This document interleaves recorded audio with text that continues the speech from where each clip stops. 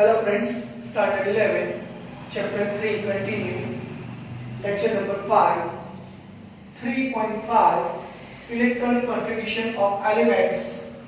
उसको मैंने part A दे दिया है और पीरियोडिसिटी में ट्रेंड्स आएगा उसको हम पार्ट बी देंगे।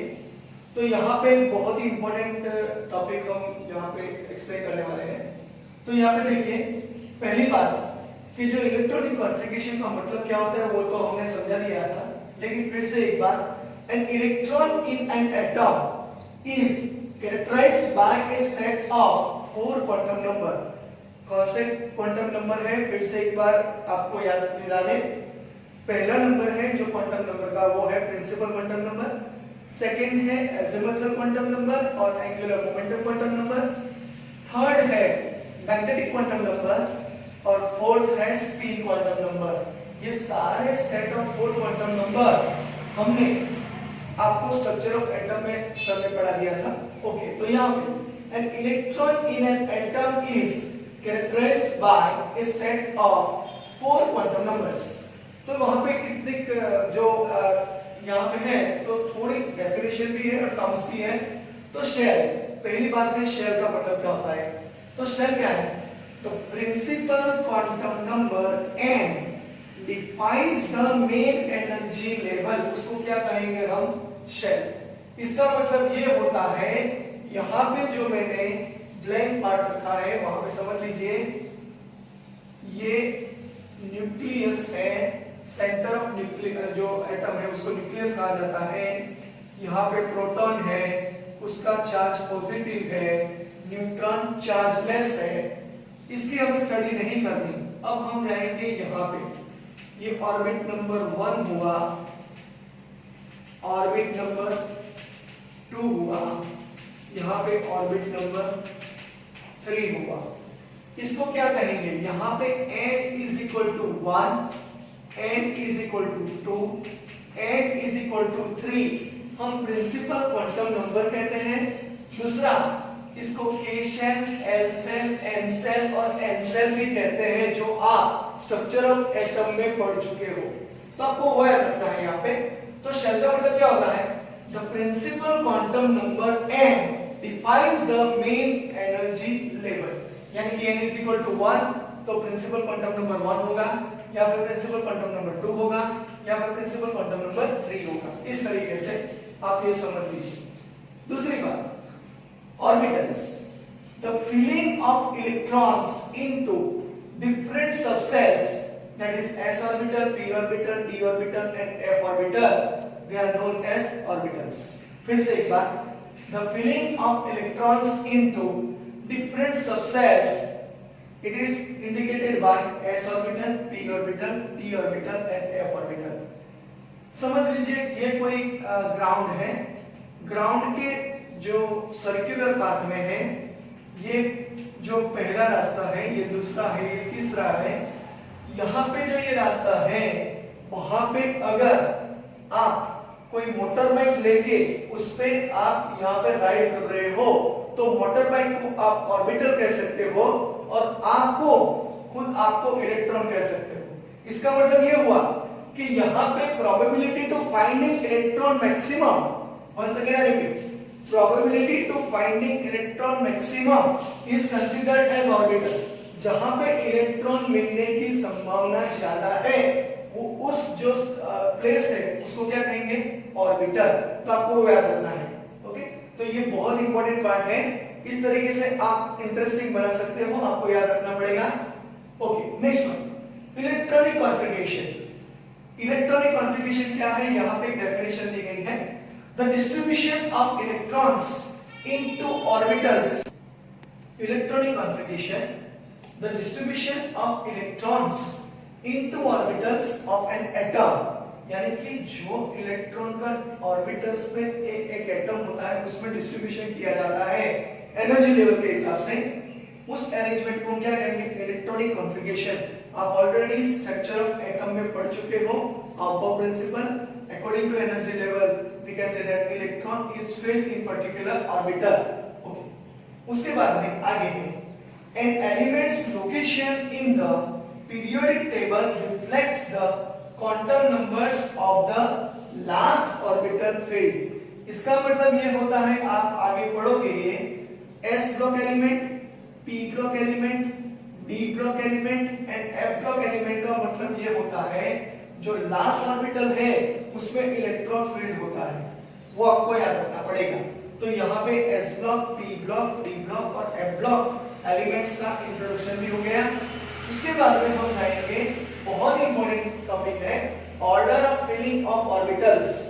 Order of filling of orbitals, तो यहाँ पे आपको क्या रखना पड़ेगा, अगर आपको एटॉमिक नंबर 1 to 30 यानी कि z is equal to 1 to z is equal to 30 तक याद रखना है, तो ये पहले बना दीजिए 1s 2s 2p 3s 3p 3d और 4s।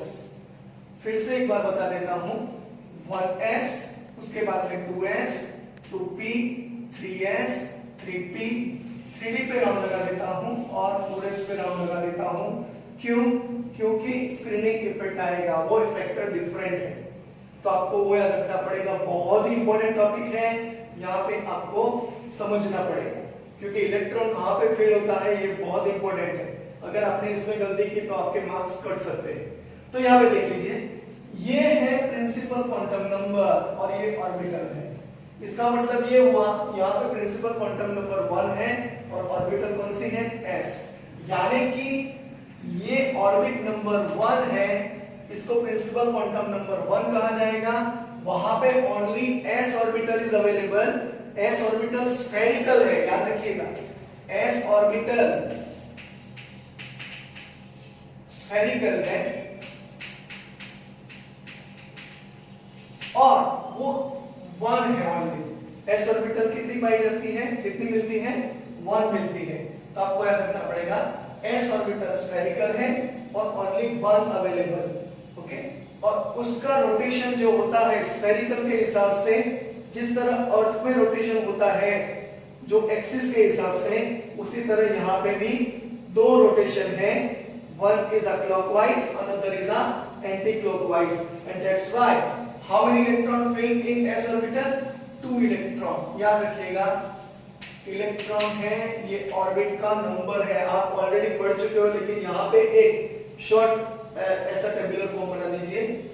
p ऑर्बिटल है वो डंबेल सेट है, डंबेल सेट। ओके, और इलेक्ट्रॉन इसमें कितने होते हैं उससे पहले p ऑर्बिटल 3 है। मैं बता देता हूं, p का मतलब होता है मोमेंटम, और मोमेंटम का मतलब क्या होता है, मास इनटू वेलोसिटी, और वेलोसिटी का मतलब क्या है, velocity is a vector quantity. Okay, it is a vector quantity and that's why it direct with direction, and that's why x y z direction is there, and that's why p orbital is px py and pz, and that's why we can say that p orbital is total 3 and how many electron field at here, 6. Number of, we can get number of orbital, यहाँ पे लिख दीजिए shape, यहाँ पे लिख दीजिए orbital. Okay, so p orbital is number set and electron field is 6 and number of orbital is 3.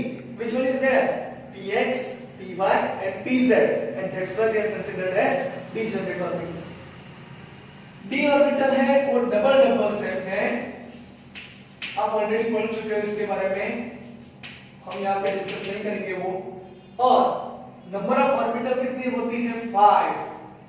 Which are they, मैं आपको बता देता हूं, आगे आपको काम लगेगा, dxy dyz और dxz। ये ऑर्बिटल है वो प्लेन के हिसाब से, वो xy प्लेन, yz प्लेन और xz प्लेन होता है, उसके हिसाब से अफेक्टेड है, तो उसको हम T2g कहेंगे।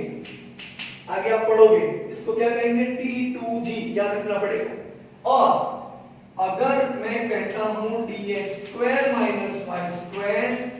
एंड dz², इसको हम Eg कहेंगे। स्टैंडर्ड 12 में आएगा ये टॉपिक, वहां पे आपको एक्सप्लेन करेंगे। यहाँ पे याद रखना है dx² - y² and dz². So how many d orbital is there? Total 5 d orbital is there and in each orbital how many electron is filled? 2 electron is filled. So total 5 to the how many electron is there? 10 electron is filled. f orbital का shape irregular shape है, उसमें 7 orbital होता है और number of electrons कितने आएंगे? 14। इसकी study करने की यहाँ पे जरूरत नहीं है क्योंकि यहाँ हमने 3d और 4s तक ही करे हैं, तो आपको वहां पे याद रखना पड़ेगा। तो यहाँ पे मैं एक बात बता देता हूँ, इसका स्क्रीनशॉट निकाल दीजिए। यहाँ पे ये पार्ट मैं रफ कर दूंगा और फिर से एक बार इलेक्ट्रॉनिक कॉन्फ़िगरेशन और ऑक्सीडेशन स्टेट याद रखिएगा, बहुत इंपॉर्टेंट टॉपिक है। ऑक्सीडेशन नंबर और वैलेंसी वो भी हम एक्सप्लेन करेंगे क्योंकि आगे बहुत ही इंपॉर्टेंट होने वाला है ये टॉपिक। ये क्यों? क्योंकि HCl में H+ है और Cl- है। उसका रीजन क्या है यहाँ पे आपको पता चलेगा, तो यहाँ पे आपको ये स्टडी करना है। तो यहाँ तक आप स्क्रीनशॉट निकाल लीजिए। उसके बाद में हम electronic configuration hydrogen Z=1 2 we can say that zinc Z=30 तक जाएंगे।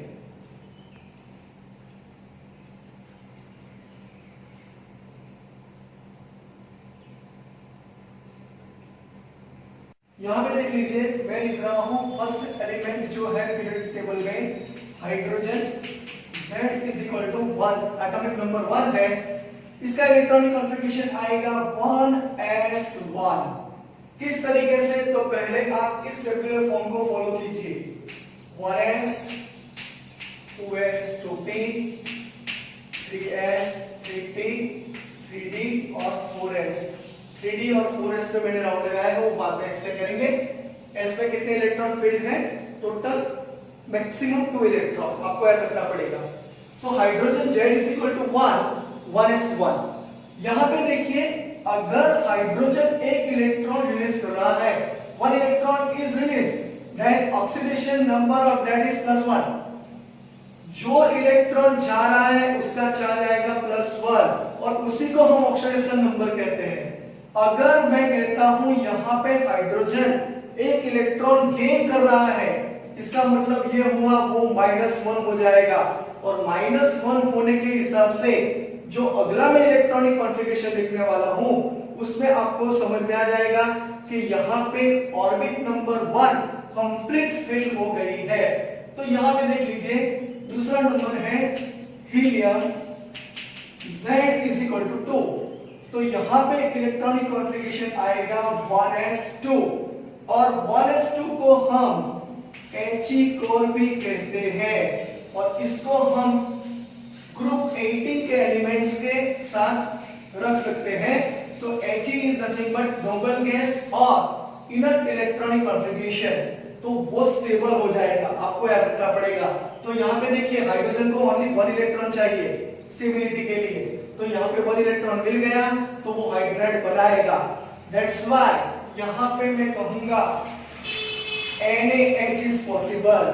थोड़ा याद रखने की कोशिश कीजिए, आगे आएगा ही ये, सही है? तो आपको याद रखना पड़ेगा NaH इज पॉसिबल। तो Na का चार्ज होगा प्लस और हाइड्रोजन का चार्ज होगा माइनस। तो क्योंकि मेटल इलेक्ट्रॉन रिलीज करेगा और हाइड्रोजन इलेक्ट्रॉन गेन करेगा, इस तरीके से ये हाइड्राइड फॉर्म है, सही है? तो याद रखना है ये। यहाँ पे HeZ=2 1s2 He कोर हो गया। यहाँ पे एक भी इलेक्ट्रॉन रिलीज भी नहीं होगा, गेन भी नहीं होगा, क्योंकि it's required more energy to release और gain. Okay, and that's why it's known for the stability. उसके बाद में हम बात करेंगे लिथियम Z=3। तो यहाँ पे हम 1s2 की जगह आप लिख सकते हो He कोर।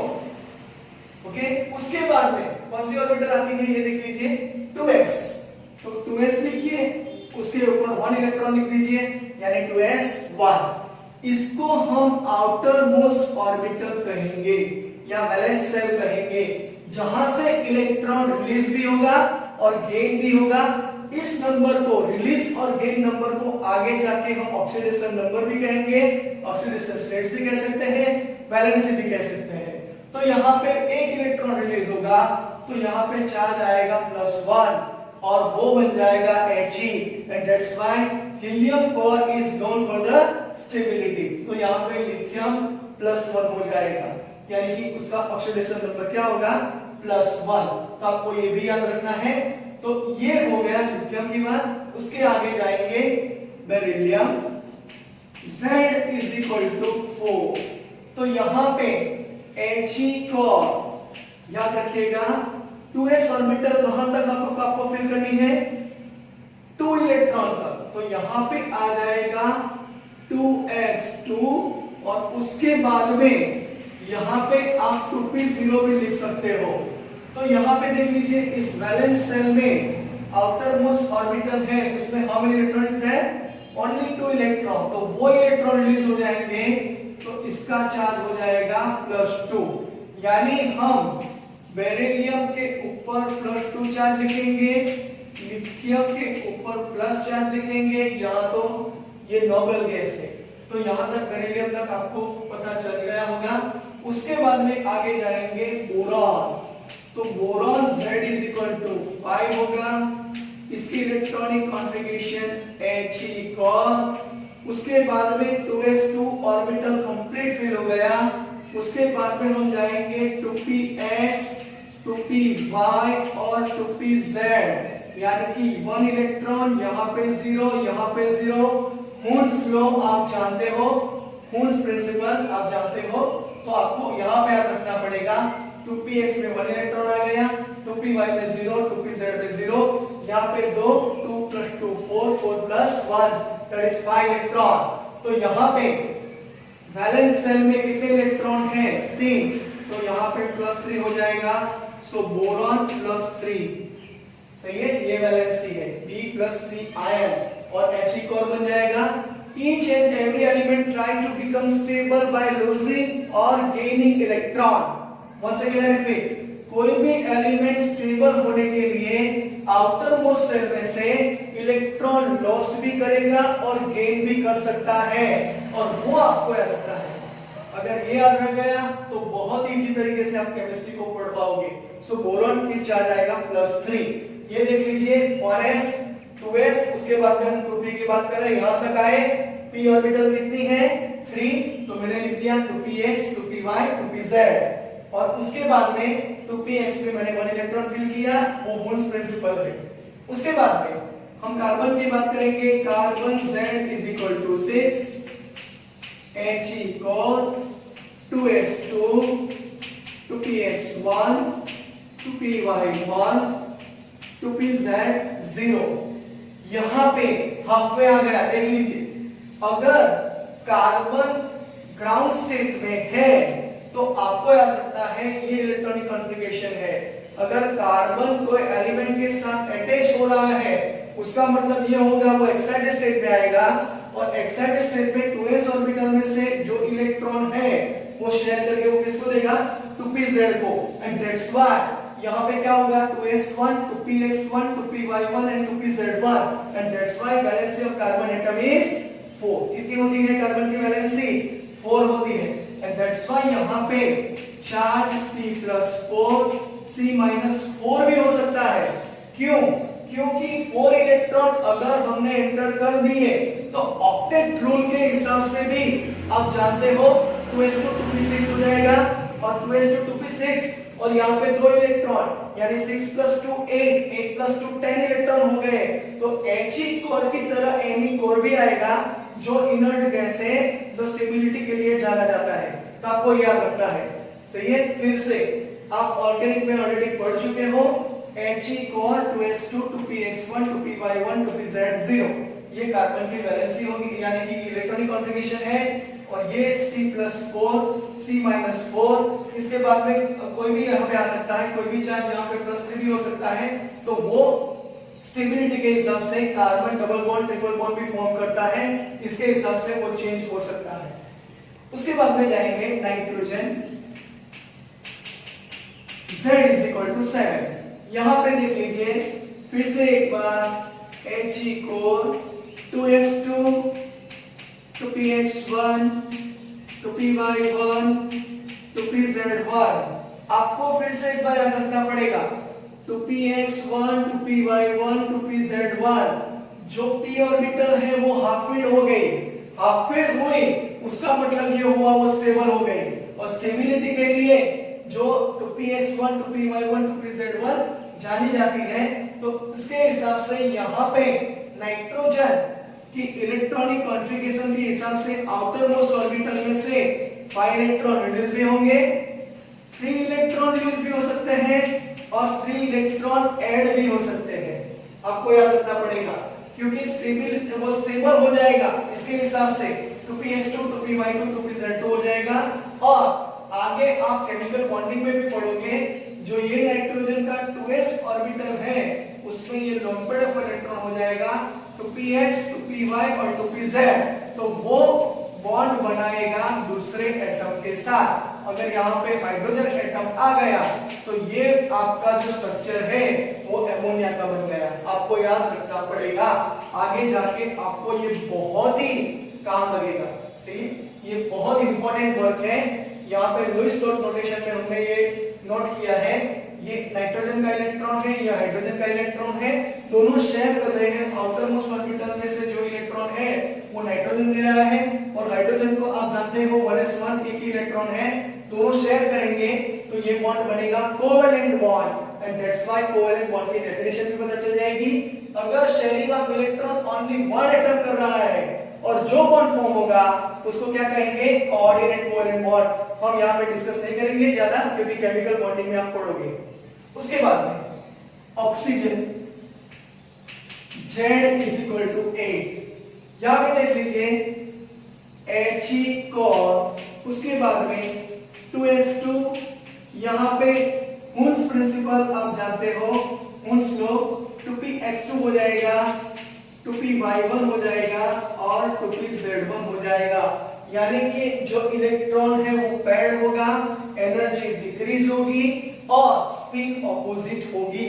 तो ये हुन्स प्रिंसिपल आपने स्ट्रक्चर ऑफ एटम में पढ़ा था, वही यहाँ पे अप्लाई करना है। तो यहाँ पे ऑक्सीजन देख लीजिए, 2 इलेक्ट्रॉन अगर उसमें ऐड करेंगे तो -2 होगा, 2 इलेक्ट्रॉन रिलीज भी हो सकते हैं। यहाँ पे बहुत सारे एक्सेप्शन हैं, आपको याद रखने के लिए उतना याद रखो कि 2s और 2px जो ऑर्बिटल है उसमें जो इलेक्ट्रॉन है वो लोन पेयर है। यानी कि अगर मैं वाटर की बात करूं तो यहाँ पे देख लीजिए, जिस तरह अमोनिया का एग्जांपल दिया, इस तरह ऑक्सीजन आउटर मोस्ट ऑर्बिटल में कितने इलेक्ट्रॉन हैं, 6 इलेक्ट्रॉन। यानी कि ये ऑक्सीजन का इलेक्ट्रॉन है, ये ऑक्सीजन का इलेक्ट्रॉन है, ये ऑक्सीजन का इलेक्ट्रॉन है, ये ऑक्सीजन का इलेक्ट्रॉन है। ये नॉन बॉन्डिंग पेयर है, उसको हम लोन पेयर कहेंगे और ये बॉन्डिंग बनाएगा। अगर मैंने कहा कि वाटर के साथ यहाँ पे बॉन्ड बनाएगा तो इस तरीके से यहाँ हाइड्रोजन और ऑक्सीजन शेयर करके कौन सा बॉन्ड बनाएंगे, पार्टनरशिप करके कोवेलेंट बॉन्ड बनाएंगे। तो आपको ये भी याद रखना है। सही, तो यहाँ पे O- चार्ज भी आएगा। ऑक्सीजन अगर पेरोक्साइड फॉर्म में है तो उसका चार्ज -1 भी आ सकता है, वो हम रेडॉक्स रिएक्शन में आगे पढ़ेंगे, लेकिन यहां तक पेरोक्साइड में याद रखिए। उसके बाद में फ्लोरीन की बात कर रहे हैं, Z is equal to 9। यहां पे फिर से एक बात देख लीजिए, He4 2s2 2px2 2py2 और 2pz1 हो गया। इसका मतलब ये हुआ फ्लोरीन को सिर्फ एक ही इलेक्ट्रॉन चाहिए स्टेबिलिटी के लिए। आप कहेंगे सर He यहाँ पे लिखा है, तो मैं आगे बताऊंगा कि एनी भी इनर्ट इलेक्ट्रॉनिक कॉन्फ़िगरेशन यानी कि नोबेल गैस है और वो भी स्टेबिलिटी के लिए जाना जाता है। तो यहाँ पे 2s2 2px2 2py2 2pz1 ये इलेक्ट्रॉन है। इस इलेक्ट्रॉन को अगर दूसरे कोई इलेक्ट्रॉन के साथ शेयर करेंगे तो उसको एक ही इलेक्ट्रॉन चाहिए।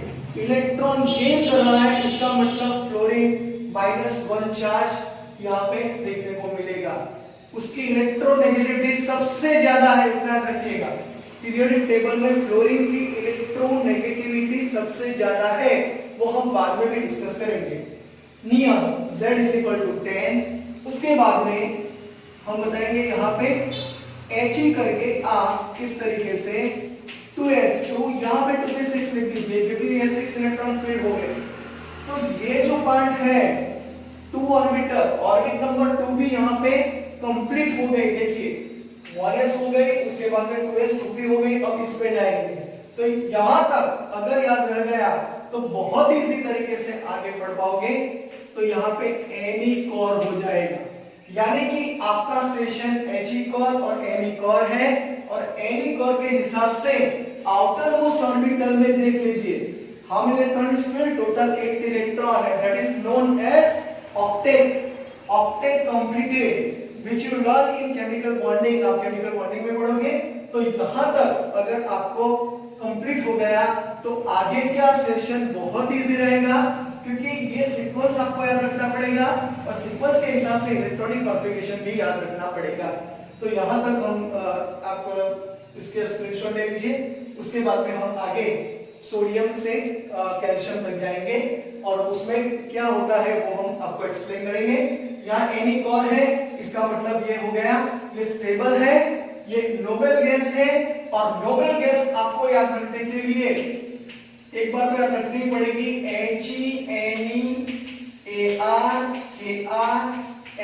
HeArKrHcNRn। तो He का एटॉमिक नंबर 2 है, इसमें 8 लगा दीजिए तो 10 हो जाएगा, 10 में 8 लगा दीजिए तो 18 हो जाएगा, 18 में 18 लगा दीजिए तो यहाँ पे 36 हो जाएगा, 36 में 18 लगा दीजिए तो यहाँ पे 54 हो जाएगा, और 54 में 32 लगा दीजिए तो 86 हो जाएगा। अगर ये सीक्वेंस आपको याद रह गया तो इलेक्ट्रॉनिक कॉन्फ़िगरेशन बहुत ही इजी तरीके से आप पढ़ पाओगे। सही है, तो आपको यहाँ पे HeArKrHcRn वो सीक्वेंस याद रखना है। किस तरीके से याद रखोगे?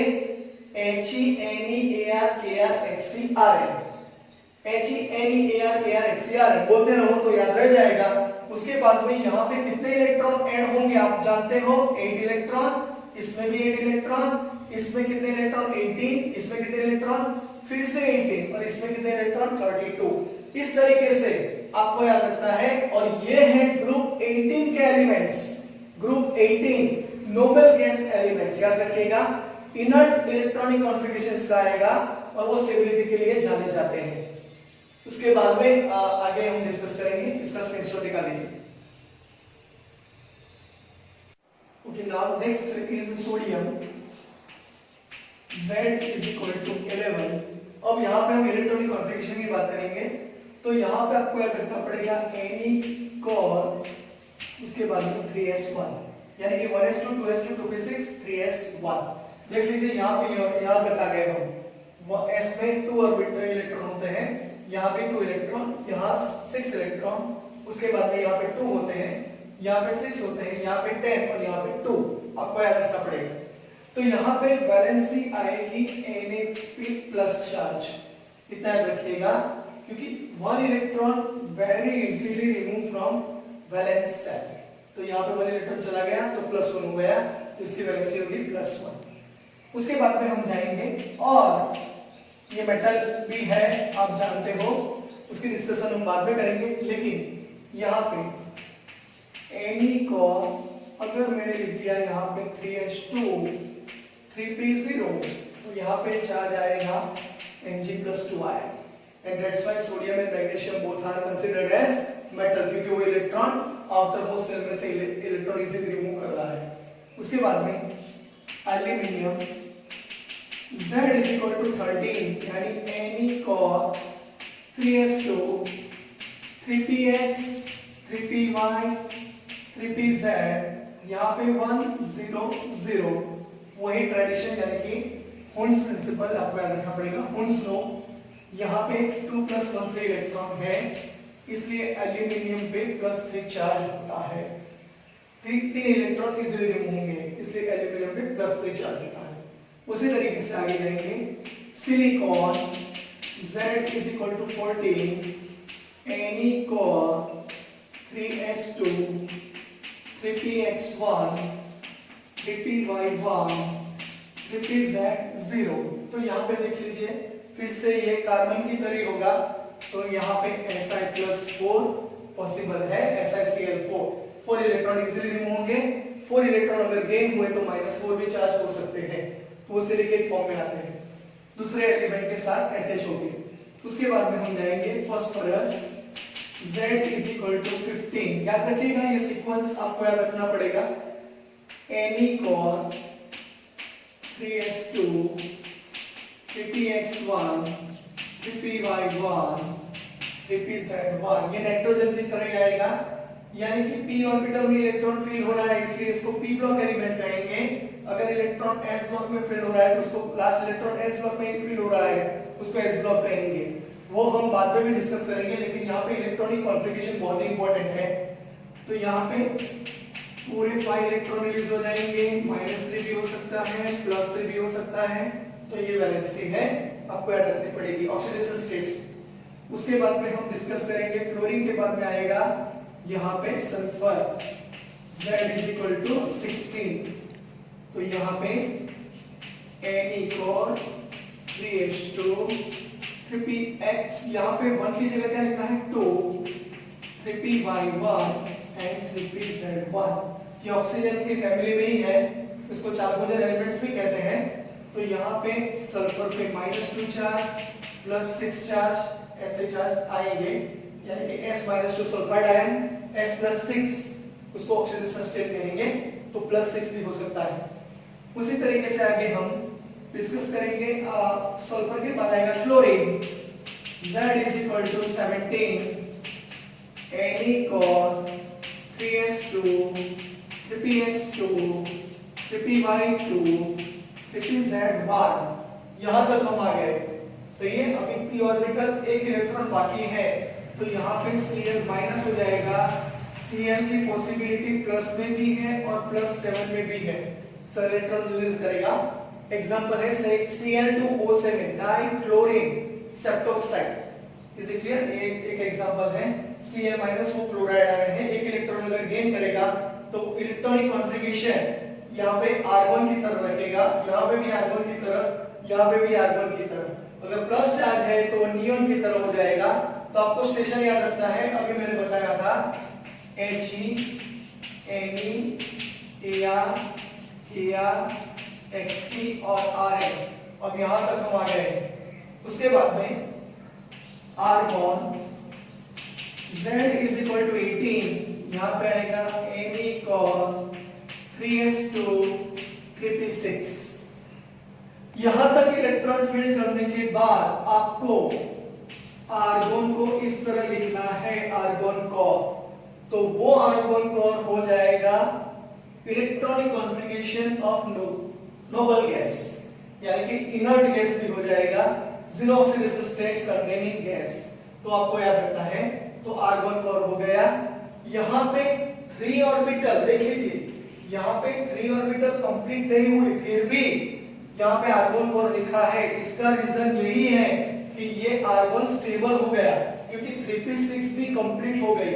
अब बाकी रहा वो 3d और 4s जो हमने आगे डिस्कस करने वाले हैं। लेकिन यहाँ पे इलेक्ट्रॉन 3d ऑर्बिटल में फिल होंगे या 4s ऑर्बिटल में फिल होंगे, वो हमें देखना है।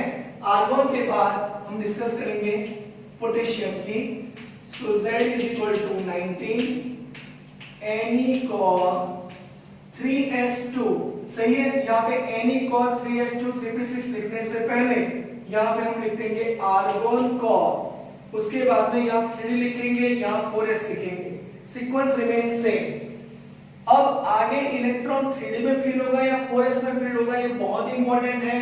तो आपको ये याद रखना है, 3d ऑर्बिटल और 4s ऑर्बिटल के बारे में अगर आप पढ़े हो तो 3d ऑर्बिटल जो है उसकी एनर्जी ज्यादा है, 4s ऑर्बिटल की एनर्जी बहुत ही कम है। और ये आर्गन पूरी तरह से इलेक्ट्रॉन फिलअप करने के हिसाब से वो नेगेटिव चार्ज रखेगा, और एक इलेक्ट्रॉन जो भी है उसका भी चार्ज नेगेटिव है, तो रिपल्सन होगा।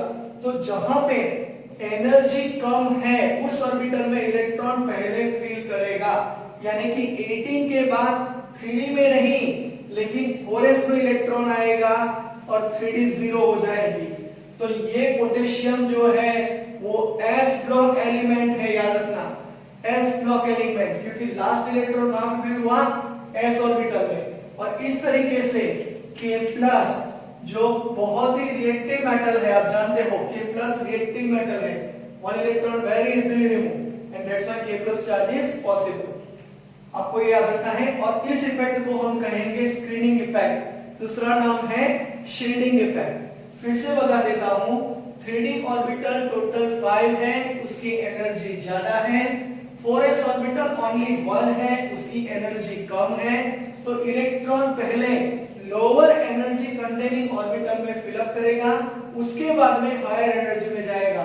ये कंप्लीट फिल होगा, उसके बाद में जाएगा। तो आगे हम देखेंगे calcium Z is equal to 20, argon core 3d0 4s2, यहाँ पे भी CO+2 चार्ज, यहाँ पे भी वही होगा शील्डिंग इफेक्ट। ये भी s ब्लॉक एलिमेंट है, सही है। आपको याद रखना है ये s ब्लॉक एलिमेंट है, तो ये ग्रुप 1 का एलिमेंट है, ये ग्रुप 2 का एलिमेंट है, वो हम बाद में डिस्कस करेंगे। लेकिन ये बहुत ही इंपॉर्टेंट पार्ट है, तो यहां तक आप स्क्रीनशॉट निकाल दीजिए। बाद में हम 3D ट्रांजिशन सीरीज, जो फर्स्ट ट्रांजिशन सीरीज है, उसकी डिस्कशन करेंगे, तब जाके हमारा लेक्चर यहाँ पे खत्म होगा। तो वो भी आप देख लीजिए किस तरह याद रखना है।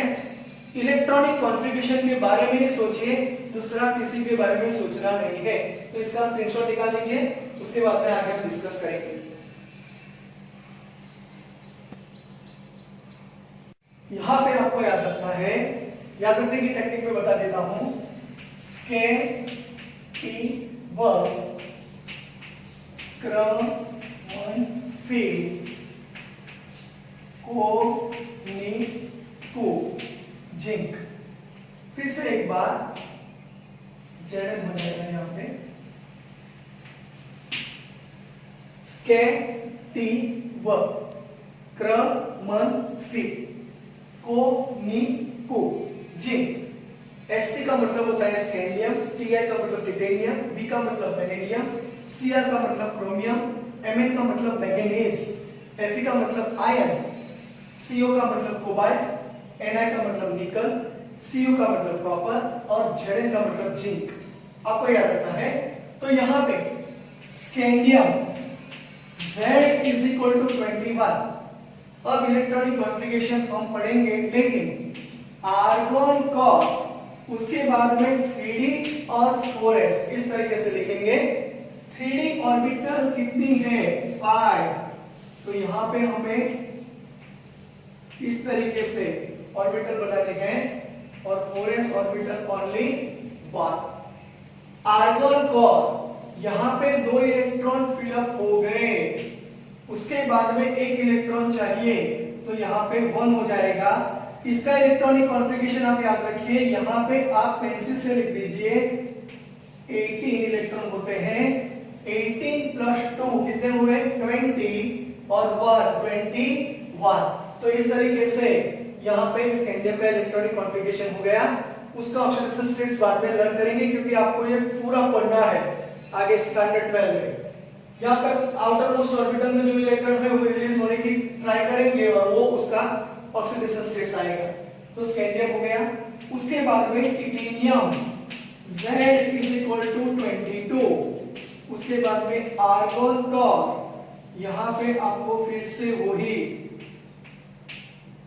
5 ऑर्बिटल, d ऑर्बिटल कितनी होती है 5, तो यहाँ पे 1 लिख दिया, तो यहाँ पे हम लिखेंगे 2, यहाँ पे हो गया 1 और यहाँ पे हो गया 1। तो इलेक्ट्रॉनिक कॉन्फ़िगरेशन किसका हुआ टिटेनियम का। अगर आप लिखना चाहो तो argon 3d2, argon core 3d2 4s2 भी लिख सकते हो।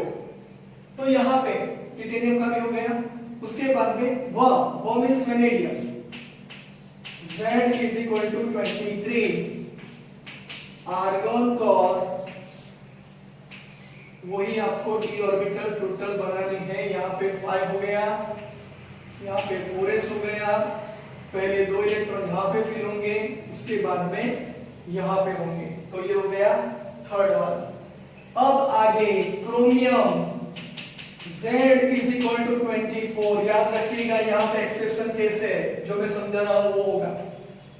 आर्गन कोर, उसके बाद में आपको 5 ऑर्बिटल यहाँ पे इस तरीके से ड्रॉ करनी है।